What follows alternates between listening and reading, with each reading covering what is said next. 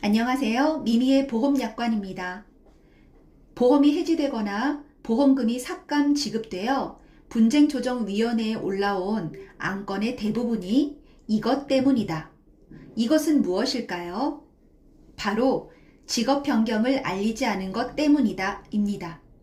17년 11월에 발표된 보도자료에 의하면 보험계약 체결 이후 통지 의무를 이행해야 한다는 사실을 보험 소비자가 인지하지 못해 계약이 해지되거나 보험금이 삭감되는 불이익이 발생해 민원과 분쟁이 많다고 나와 있습니다.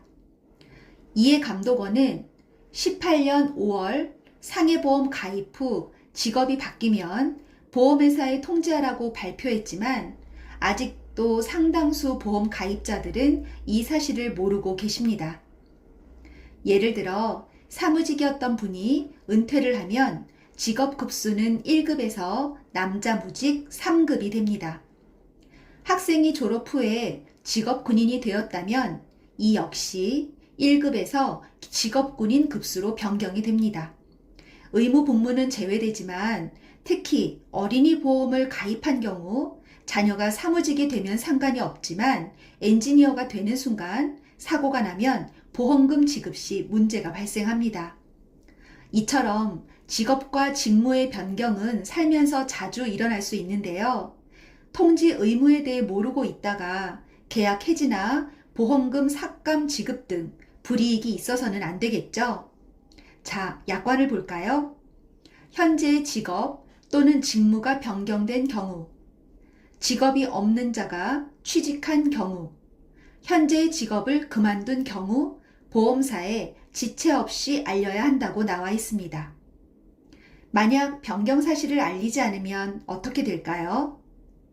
알릴 의무 위반의 효과, 약관을 보겠습니다.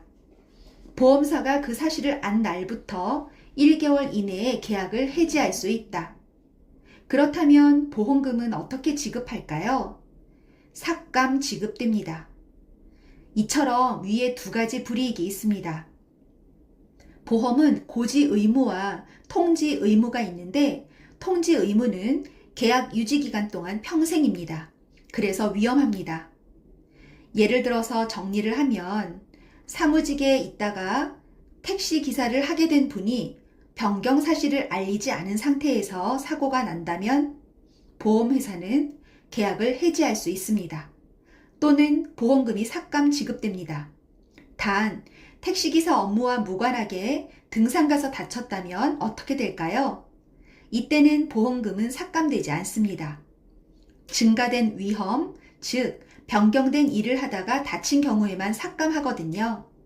직업이 변경되었다고 보험금이 무조건 삭감되는 건 아니라는 사실도 꼭 기억하세요.